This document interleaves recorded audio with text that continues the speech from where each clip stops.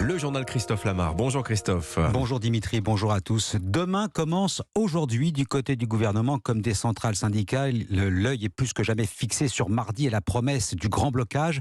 Cette 6e journée de mobilisation se traduira aussi dans la rue. Plus d'1 million de manifestants attendus, minimum, c'est ce qu'anticipe le ministère de l'Intérieur. Pas de quoi faire reculer le gouvernement pour l'instant. Alexandre Chauveau, il l'a martelé tout ce week-end, la réforme des retraites passera. Oui, une réforme nécessaire et urgente, affirme Olivier Dussopt hier dans les colonnes du Parisien. Pour autant, le gouvernement aura bien demain soir les yeux rivés sur les chiffres de la mobilisation et la bonne tenue ou non des manifestations. L'exécutif redoute les éventuels blocages annoncés pour leurs potentielles conséquences sur l'économie et le quotidien des Français, même si paradoxalement, la grève reconductible pourrait aussi faire basculer une partie non négligeable de l'opinion contre les syndicats. Pas question donc à ce stade de reculer face à la rue. C'est un enjeu de responsabilité, insiste une ministre, pour qui l'équilibre du système par répartition n'est pas négociable. Celui-ci pourrait malgré tout rester déficitaire à horizon 2030 avec les probables nouvelles concessions votées au Sénat, puisque les mesures en faveur des mères de famille ou des seniors notamment devraient à nouveau coûter plusieurs centaines de millions d'euros.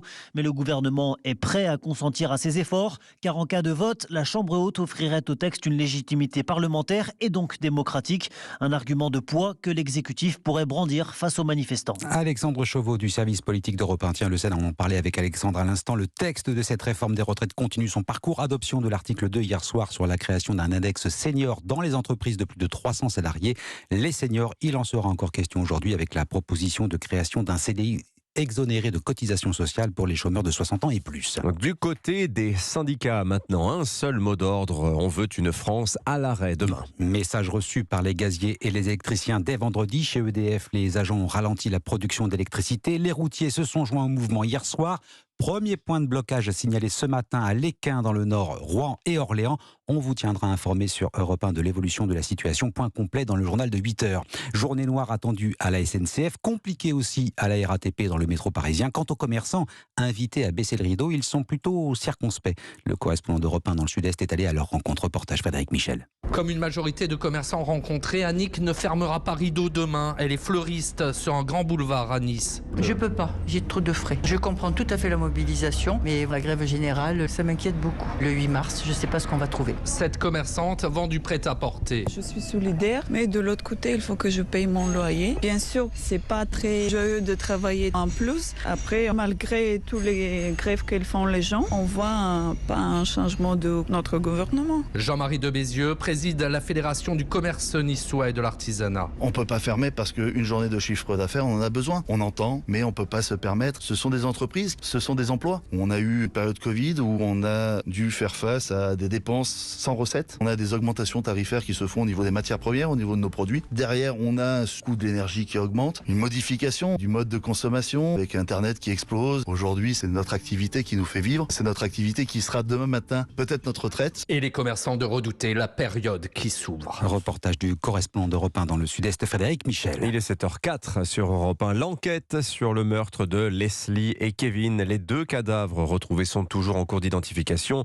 L'issue ne fait guère de doute. Ouais, selon les premières analyses, il s'agirait bien du couple porté disparu depuis plus de 3 mois. Résultat complet de l'autopsie attendu dans les prochaines 24 heures. 3 suspects sont mis en examen et écroués dans cette affaire. 2 pour assassinat, le 3e pour enlèvement et séquestration. À Prague, où Leslie et Kevin ont été aperçus pour la dernière fois, c'est la sidération. Reportage de l'envoyé spécial d'Europe 1, Guillaume Dominguez. Sur la place centrale de ce village de 2000 habitants, la boulangerie, la mairie et le restaurant font face à l'église. Un sac de course à la main, Chloé et Victor remontent la rue voisine accompagnés simplement du bruit de leurs pas. Impossible pour ce couple d'une vingtaine d'années d'imaginer qu'à quelques centaines de mètres seulement, Leslie et Kevin ont disparu il y a quelques mois. Quand je me promène, je vois souvent des petites mamies, des petits papis se promener. Je m'imagine pas du tout des enlèvements, des meurtres. On s'attend pas à ce que ça arrive si près de chez nous. Enfin, on se dit toujours que ça arrive que chez les autres. C'est dans ce village que vit Patrick depuis 50 ans. Agent communal, il a bien connu Tom et Kevin. Je les connaissais au café, là. Ils étaient souvent au café avec nous. On s'amusait au baby-foot, on s'amusait aux clochettes. Ils étaient sympas, poursuit-il. Même s'il me confie que dans le village, tout le monde savait que Tom, l'un des 3 suspects de l'affaire, consommait de la drogue. On le sait, d'après, tout le monde le savait, qu'il le touchait. Mais nous, après, on ne sait pas qu'il faisait du trafic plus que ça. La disparition du jeune couple est-elle liée au trafic de stupéfiants? Cette piste n'est pour le moment pas écartée par les enquêteurs. Après Prague, Guillaume Dominguez, Europe 1. La grande distribution convoquée au ministère de l'économie ce matin. Le gouvernement a abandonné l'idée d'un panier anti-inflation commun à toutes les enseignes, mais il espère bien obtenir qu'elles rognent sur leurs marges. La santé, c'est une maladie qui touche 10% des femmes en âge de procréer. L'endométriose, mal encore, trop mal diagnostiquée. 7 ans, c'est le laps de temps qui sépare les premiers symptômes du diagnostic. Ce lundi marque la semaine européenne de prévention et d'information sur l'endométriose. Cette maladie chronique peut dans certains cas entraîner une infertilité. Il existe pourtant des signes avant-coureurs facilement reconnaissables. Yasmine Kando, présidente de l'association Endo-France. Le symptôme le plus évident, c'est la douleur. Une douleur doit amener à consulter un médecin à partir du moment où elle résiste à de simples antalgiques de base. En fonction des localisations, on va avoir des signes qui vont être différents. Par exemple, si c'est une endométriose qui est positionnée sur l'appareil digestif, on va avoir une alternance diarrhée-constipation. Quand on a une endométriose vésicale qui vient irriter la vessie, on va avoir des douleurs à la miction, la sensation d'avoir une infection urinaire. À côté de ça, une fatigue chronique va s'installer. Il faut aller consulter des médecins formés pour diagnostiquer l'endométriose. Pour les trouver, il faut contacter les bénévoles de l'association Endo-France via le site internet, de façon à ce que les femmes sachent où être orientées dans leur région pour pouvoir diagnostiquer l'endométriose. Yasmine Kando, présidente de l'association Endo-France avec Yasmina Katou. Enfin, peut-être que ça vous est arrivé, vouloir visiter une église, trouver porte close. Eh bien, en Bourgogne, on peut désormais les ouvrir grâce à un simple smartphone. Expérience menée dans plusieurs villages. À partir du même constat, les vols et les dégradations ont entraîné trop souvent leur fermeture en dehors des célébrations religieuses. Certaines églises ont donc trouvé la solution. Elles se sont équipées de serrures connectées. Oui, pour les ouvrir, il suffit de sortir son portable. Reportage à Bligny-les-Beaunes, Jean-Luc Bougeon. Près de la porte, un petit boîtier numérique et un code d'entrée éphémère que l'on reçoit directement sur son smartphone. Donc 0, 214, puis normalement... Voilà, c'est horaire. La visite de l'église peut donc commencer. Pour pouvoir entrer, il faut quand même avant télécharger l'appli Sésame Patrimoine, puis renseigner son identité.